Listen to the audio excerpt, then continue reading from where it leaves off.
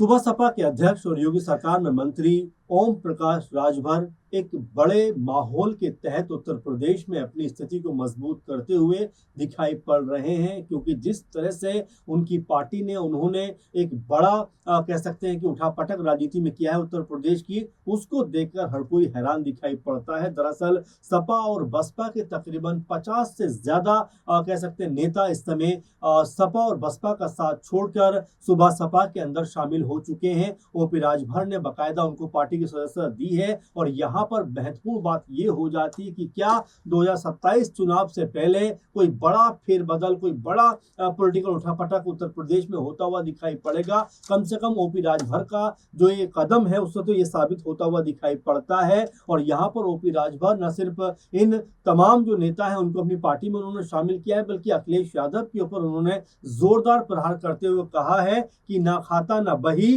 जो अखिलेश कहें वो ही सही। यानी ओपी राजभर कह रहे हैं कि भाई कुछ भी तो अखिलेश यादव के हाथ में इस समय नहीं है, लेकिन वो फिर भी ऐसे बिहेव कर रहे हैं जैसे सत्ता के सबसे बड़े पायदान पर वो बैठे हुए हैं और अपनी बातों को मनवाने का जरिया कहीं ना कहीं ढूंढते हुए दिखाई पड़ते हैं। हाल ही में जब प्रतीक यादव के निधन के बाद अखिलेश यादव ने एक ट्वीट किया था, उस पर भी ओपी राजभर ने करारा हमला किया था कि भाई अभी तो आपके भाई की 13वीं भी नहीं हुई है, उससे पहले ही आपने राजनीति करना शुरू कर दिया, पहले कम से कम 13वीं तो कर लो। इस तरह का बयान जो है वो ओपी राजभर ने अपनी तरफ से दिया, यानी कि एक करारा हमला अखिलेश यादव के ऊपर करने से जरा भी चूक नहीं रहे हैं ओपी राजभर। और एक के बाद एक झटके भी कहीं ना कहीं समाजवादी पार्टी को और साथ में मायावती जी की पार्टी बीएसपी यानी बहुजन समाज पार्टी को भी देते हुए दिखाई पड़ते हैं। और जिस तरीके से लगभग 51 के आसपास जो नेता सुबह सपा में शामिल हुए हैं, उससे तो कहीं ऐसा लगता है कि क्या यहाँ से ओपी राजभर ने एक बड़ा मैदान मार लिया है, क्योंकि जिस तरह से उनकी पार्टी का विस्तार होता हुआ दिखाई पड़ रहा है, जिस तरह तमाम नेता सपा और बसपा का साथ छोड़कर जिस तरह से कह सकते हैं सुबह सपा के साथ में जाते हुए दिखाई पड़ते हैं, उससे कहीं ना कहीं हौसला जो है ओपी राजभर का बुलंद दिखाई पड़ता है। अब आपको बता दें कि बाकायदा सुहेलदेव भारतीय समाज पार्टी यानी सुबह सपा ने बाकायदा एक जो है नोटिस जारी करके अपने पार्टी के लेटर हेड पे इस खबर को बड़ी प्रमुखता से सबके सामने रखा भी है कि देखिए हम जो है वो ये ऐलान करते हैं कि हाथी की सवारी छोड़ा साइकिल का हाथ, यानी कहते हैं हाथी की सवारी छोड़ा साइकिल का हाथ, पकड़ा छड़ी का साथ। ये कहना है सुहेलदेव भारतीय समाज पार्टी का यानी सुबह सपा का, जिनके तहत वो ये कहते हुए नजर आते हैं कि उन्होंने बसपा और सपा के तमाम नेताओं को अपने खेमे में मिलाने का एक बड़ा और महत्वपूर्ण काम किया है। और यहाँ पर जो भी सदस्य शामिल हुए हैं एक तरीके से सुबह सपा के अंदर, बाकायदा उनको शपथ भी खुद कह सकते हैं कि ओपी राजभर ने ही दिलाई है। तो ये पता चल जाता है कि यहाँ पर ओपी राजभर का जो निशाना है वो सीधे सीधे अब बसपा की तरफ दिखाई पड़ता है, सीधा समाजवादी पार्टी की तरफ दिखाई पड़ता है कि उनके नेताओं को अपनी तरफ मिलाने का प्रयास और पहल जो है यहाँ पर कह सकते हैं कि एक तरीके से सुहेलदेव भारतीय समाज पार्टी ने कर दी है। अब आपको बता दें कि कई नेता ऐसे हैं जिन्होंने बहुजन समाज पार्टी का साथ छोड़ा है, जिन्होंने समाजवादी पार्टी का साथ छोड़ा है, और ये सब बातें ऐसे ही नहीं हो रही, बल्कि बाकायदा अपने लेटर हेड पे इन लोगों की सूची बनाकर या बताकर दिखाई जा रही है टीवी के जरिए, मीडिया के जरिए और सोशल मीडिया के जरिए कि भाई ये लोग हैं जो सपा और बसपा का साथ छोड़कर आए हैं। कुछ नाम मैं यहाँ पर बता देता हूँ। देखिए कुछ नाम की अगर बात करें जो बसपा से शामिल हुए हैं सुहेलदेव भारतीय समाज पार्टी में, तो ये है नंबर 1 अगर बात करें तो प्रदीप सिंह है, ये बहुजन समाज पार्टी के नेता थे, अब ये और आजमगढ़ से आते थे, अब ये जो है सुबह सपा में शामिल हो गए हैं। इसी तरह से अर्जुन प्रताप सिंह हैं, ये बहुजन समाज पार्टी में थे, अब आजमगढ़ से आते हैं और ये फिर जो सुबह सपा में शामिल हो जाते हैं। इसी तरह से अगर हम दूसरी लिस्ट देखें तो यहाँ पर भी यही नजर आता है। अतुल सिंह है, समाजवादी पार्टी के नेता हैं, आजमगढ़ से आते हैं, ये भी सुबह सपा में शामिल हो गए। और अमूमन जो नाम है देखिए इसमें एक कॉमन बात आती है कि ये ज्यादातर नाम जो है वो आजमगढ़ से हैं, और ये आजमगढ़ वही आजमगढ़ है जहाँ के लिए कुछ दिनों पहले सुबह सपा की तरफ से खुद ओपी राजभर की तरफ से कहा गया था कि वहां की तमाम जो विधानसभा सीटें हैं उनके ऊपर हम चुनाव लड़ेंगे। और उस उस प्रोसेस को जिस तरह से कहा गया था वो अब ऐसा लगता है कि अब यहाँ से जो सूबा सपा है उसको एक तरीके से पूरा अमली जामा पहनाने को तैयार है। आप देखेंगे लगभग 51 ये नाम हैं और 51 नामों में अगर हम देखें तो इसमें ज्यादातर जो चेहरे हैं वो आजमगढ़ से ही दिखाई पड़ते हैं। इक्का दुक्का नामों को छोड़ दिया जाए तो आजमगढ़ से ये चेहरे नजर आते हैं। और अगर हम कुछ और नामों की बात भी इसमें करें तो कुछ एक नाम जो है वो बलिया से भी दिखाई पड़ते हैं, मऊ से नजर आते हैं, गाजीपुर से नजर आते हैं, लखनऊ से नजर आते हैं, यानी कि कुछ एक नाम जरूर दूसरी जगहों से भी इसमें दिखाई पड़ते हैं। लेकिन महत्वपूर्ण और अहम जो देखने को मिल रही चीजें वो आजमगढ़ को देखने को मिल रही है, क्योंकि ओपी राजभर ने बड़े कह सकते हैं पहले इस बात का अनाउंसमेंट कर दिया था कि आजमगढ़ की सभी सीटों पर हम चुनाव लड़ेंगे और बीजेपी से हमारे इसको लेकर बातचीत हो गई है। इस तरह की बातें ओपी राजभर या उनकी पार्टी की तरफ से कही गई और अब आजमगढ़ में एक तरीके से एक अलग माहौल बनता हुआ दिखाई पड़ रहा है, क्योंकि 50 से 51 लोग अगर सपा और बसपा को छोड़कर सुबह सपा में शामिल हो जाते हैं तो ये बहुत बड़ा खामियाजा कहा जा सकता है। इस लिहाज से भी कि भाई देखिए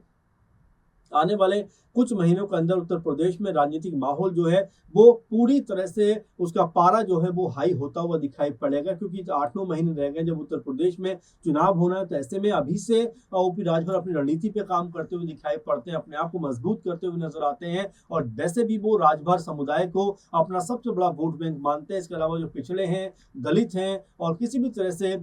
सामाजिकता से के लिहाज से अगर देखा जाए तो जिसके साथ में अन्याय हुआ है उसको अपने साथ जोड़ने का प्रयास ओपी राजभर करते रहे हैं। अब जबकि इस तरह की पहल उनकी तरफ से हुई है तो क्या आने वाले दिनों में कुछ और नेता भी ऐसे हैं जो सुबह सपा का कहने के साथ पकड़ते हुए नजर आएंगे? और अब तक सपा की तरफ से इसको लेकर कोई बड़ी प्रतिक्रिया क्यों सामने नहीं आई है? क्या सपा भी ये कहेगी कि भाई हमारे जो नेता गए हैं हमारे काम के नहीं है? क्योंकि अब्बास अंसारी का जिक्र इसमें मैं करना चाहूंगा जो कह सकते हैं कि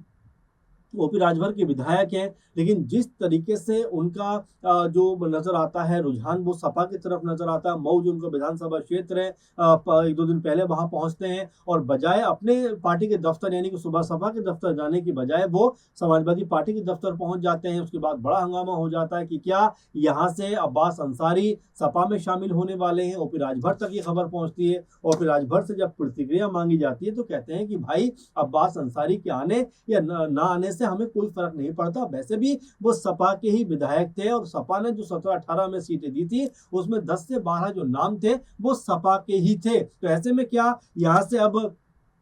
अपनी जो रणनीति है वो ओपी राजभर यहाँ बदलना चाहते हैं कि अपनी जो रणनीति को बदलकर कहीं ना कहीं सपा और बसपा के जो नेता है उनको अपने खेमे में करना चाहते हैं और आजमगढ़ में अपनी ताकत मजबूत करना चाहते हैं, क्योंकि आजमगढ़ जो है सपा का भी बड़ा मजबूत किला रहा है। अभी भी आप देखेंगे तो धर्मेंद्र यादव वहीं से सांसद है। तो क्या अब 27 से पहले आजमगढ़ को लेकर ओपी राजभर कोई बड़ी रणनीति बनाने पर विचार कर रहे हैं? और क्या उनके साथ अब कुछ और नेताओं का भी साथ मिलता हुआ दिखाई पड़ेगा? क्या कुछ और नेता भी ऐसे हैं जो तमाम दलों के खासकर सपा और बसपा पे वो ज्यादा निशाना साध रहे हैं और दोनों ही दलों के नेताओं को उन्होंने वेलकम किया अपनी पार्टी के अंदर, खुद जो है उनको पार्टी के जो रूल रेगुलेशन उसकी शपथ दिलाई है? तो ये अपने आप में पता चलता है कि ओपी राजभर जो है वो अब अपनी पार्टी का विस्तार चाहते हैं, बड़े लेवल पे अपनी पार्टी को लेकर जाना चाहते हैं। इसीलिए वो सपा और बसपा के जो भी नाराज या किसी भी लेवल पे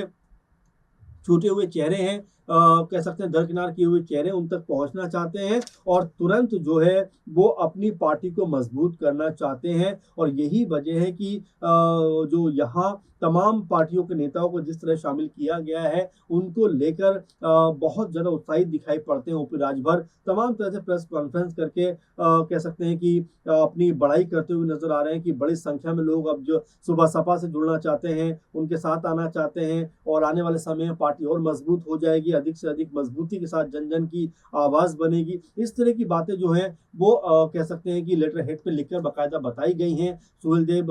कह सकते हैं कि पार्टी की तरफ से कि किस तरह से जो लोग साथ में आ रहे हैं वो और साथ में जो उत्तर प्रदेश में माहौल बन रहा है वो उसमें सुहेलदेव भारतीय समाज पार्टी जो है वो अपने आप को न सिर्फ मजबूत करेगी बल्कि उनके साथ जिन लोगों ने बुरा बर्ताव किया है या उनको एक तरीके से राजनीतिक तौर पर कोई बहुत मदद नहीं की है उनके साथ में अब वो कड़ाई से पेश आएंगे। और यही वजह है कि यहाँ पर सपा